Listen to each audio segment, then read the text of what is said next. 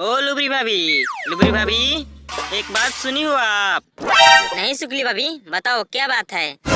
वो जो पड़ोसी अपनी मधुरी नहीं है, हाँ हाँ बोलो।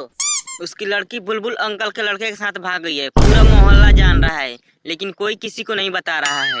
सच्ची में क्या? हाँ सच्ची बोल रही हूँ, ये बात किसी दूसरे से आप मत बताइएगा।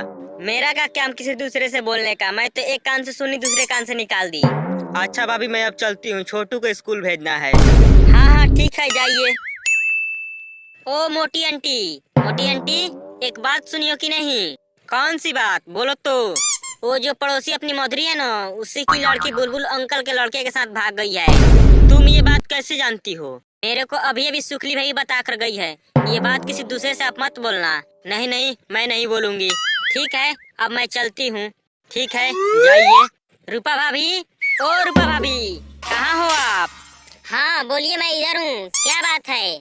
अपनी पड़ोसी मधुरी की लड़की भाग गई है। क्या बोल रही हो?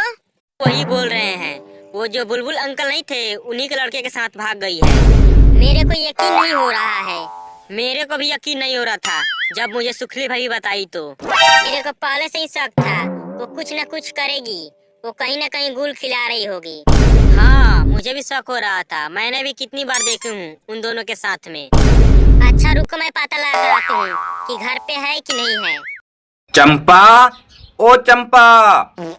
क्या हुआ रे गेंदालाल? तू सुबह सुबह कौवे की तरह काव काव क्यों कर रहा है? देखो चंपा, मैं तुमसे कुछ कहना चाहता हूँ। तो फटाफट बोल दे कलमुहे। मेरे पास इतना समय नहीं है, मुझे मुकेश अंबानी के साथ मीटिंग में जाना है। मैं तुमसे नजरों ही नजरों में प्यार करने लगा हूँ। क्या तुम भी मुझसे प्यार करती हो? अरे बदमाश, तुझे पता है ना, मेरा बड़े बड़े लोगों के साथ उठना बैठना है। फिर तूने खुद की शक्ल देखी है कभी आईने में, जो मुझसे प्यार करने आया है? देखो रानी, तुम्हारा बड़े बड़े लोगों के साथ उठना बैठना है तो इसका मतलब ये नहीं कि तुम देश की प्रधानमंत्री बन गई हो। वो तो हमारी तरह एक मामूली सी सब्जी। फिर इतना भाव क्यों खा रही हो? अरे बदतमीज, तुझे पता है ना, मैं जहाँ खड़ी हो जाती हूँ वहाँ मुझे देखने के लिए बड़े बड़े लोगों की भीड़ लग जाती है। फिर तेरे पास क्या है? तू ठहरा भिखारी। देखो, तुम बार बार इस तरह मेरा अपमान मत करो। तुम्हें पता है मेरा भाव 80 रुपए किलो है। लोग मेरा भाव सुनते ही बेहोश हो जाते हैं। देख बदमाश, तू भाव की धमकी किसे देता है रे? तुझे पता है मेरा भाव 400 रुपए किलो है। लोग मेरा भाव सुनते ही पेंट गीली और चड्डी पीली कर देते हैं। देखो रानी, मैं आखिरी बार प्यार से बोल रहा हूँ, मान जाओ, वरना यहीं खोपचे में ले जाकर तुम्हारा रेप कर डालूंगा। देख नासपीटे, जो तू बोल रहा है ऐसा कभी सपने में भी मत सोच लेना, वरना मैं भी तेरा केला काट के हाथ में दे दूंगी। फिर बजाते रहना ताली। देखो रानी, तुम गेंदालाल को छोड़ो और हमसे पट जाओ। हमारे पास बहुत पैसा है। ये लो, एक और महाशय आ गए। अब इनको कौन समझाए कि मैं इन जैसे छोटे भिखमंगे लोगों को तो अपनी जूती साफ करने के लिए नौकर तक नहीं रखूं। देखो रानी, तुम इस तरह मेरा मजाक मत उड़ाओ। तुम नहीं जानती, मैंने सभी सब्जियों को पटा रखा है, और अगर तुम इस तरह अकड़ दिखाओगी तो तुमसे कोई सब्जी बात नहीं करेगी। अरे मकोड़ी लाल, तुम बुरा क्यों मान रहे हो? मैं तुमसे शादी कर सकती हूँ, लेकिन मेरी भी एक शर्त है।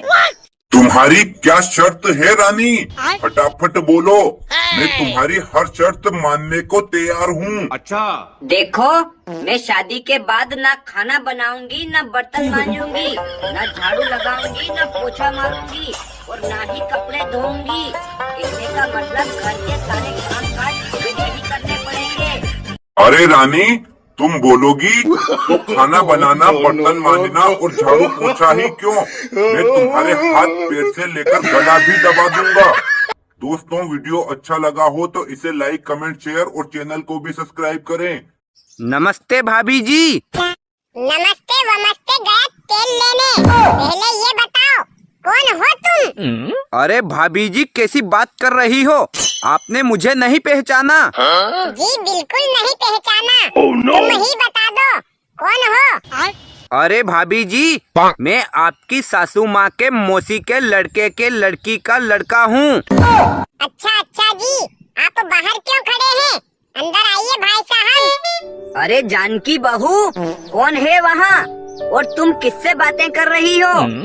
देखो तो माँ जी, आपके दूर के रिश्तेदार आए हैं। ठीक है बहू, तुम उनकी अच्छे से खातिरदारी करना। मैं तब तक नहा कर आती हूँ। और बताओ भाई साहब, आपको यहाँ तक आने में कोई तकलीफ तो नहीं हुई? नहीं भाभी जी, आने में तो कोई तकलीफ नहीं हुई, लेकिन रास्ते में आते वक्त आपके मोहल्ले के कुछ बदमाश कुत्ते मेरे पीछे पड़ गए थे, जिनकी वजह से 1 घंटे का सफर कब 5 मिनट में गुजर गया, मुझे पता ही नहीं चला।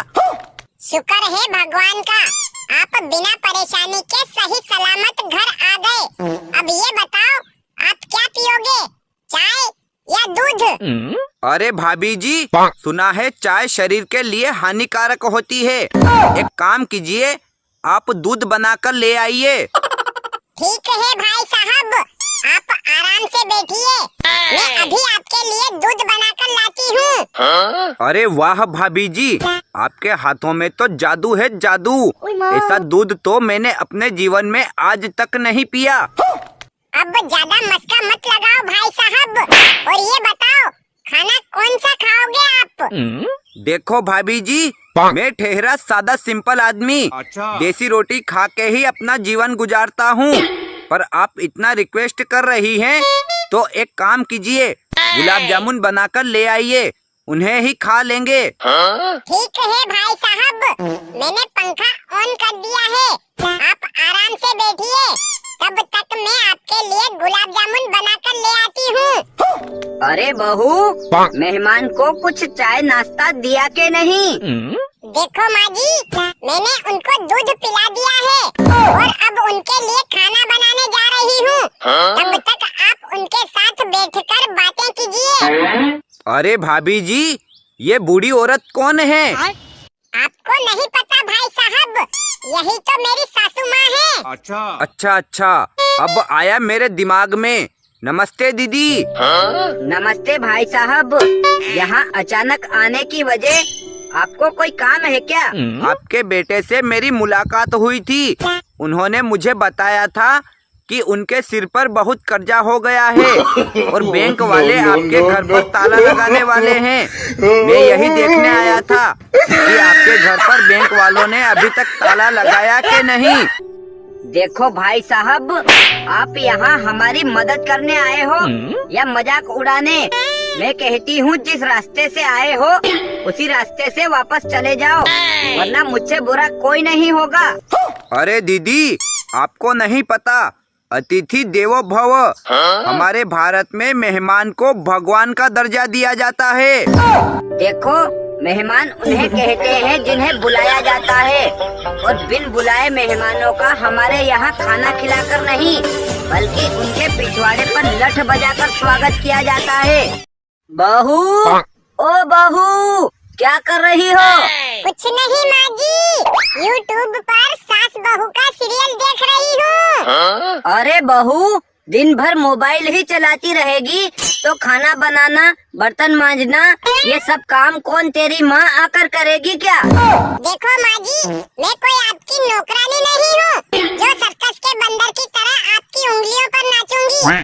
आपको जो भी कहना है मुझसे कहिए, खबरदार मेरे माँ बाप के बारे में कुछ बोला तो मुझसे बुरा कोई नहीं होगा। अरे बहू, तू घर के काम काज नहीं करेगी तो तुझे नमक लगाकर चाटेंगे क्या? मैंने बोल दिया ना, मैं कोई काम नहीं करूँगी। अरे ये कैसी बदतमीज बहू मिली है, कोई काम ढंग से नहीं कर सकती और कुछ बोलो तो खाने को दौड़ती है। आने दे मेरे बेटे को, आज तेरी शिकायत करूँगी और मार पिटवाऊंगी। हाँ, आने दो माँ जी, मुझे भी कोई डर नहीं लगता। वो देख, आ गया मेरा बेटा। अरे बेटा देख तो, बहू कब से मुझसे बदतमीजी किए जा रही है और कुछ काम की बोलती हूँ तो सीधा झगड़ा करने पर उतारू हो जाती है। क्यों नेहा, तूने माँ से बदतमीजी की और इनसे झगड़ा कर रही है। आज तुझे मार मार के तेरी हड्डी पसली एक कर दूंगा। देखो जी, मैं कोई तुम्हारी नौकरानी नहीं हूँ जो तुम्हारे हर इशारे पर हाथ बांधे खड़ी रहूंगी। और ये मत भूलो, मेरे पापा ने तुम्हें 5 लाख रुपए देकर खरीदा है। अब मैं नहीं बल्कि तुम्हें मेरे इशारों पर नाचना पड़ेगा। अरे नेहा, तुम भी क्यों घर की बातों को उजागर कर रही हो? वो 5 लाख तो हमने दहेज की रकम ली थी, और फिर दहेज लेना कोई गलत बात तो नहीं है। जी हाँ दोस्तों, लड़की का बाप जितना दहेज देता है उतना लेना कोई गलत बात नहीं है, लेकिन अपनी इच्छा से लड़की वालों को लूटना बिल्कुल गलत बात है।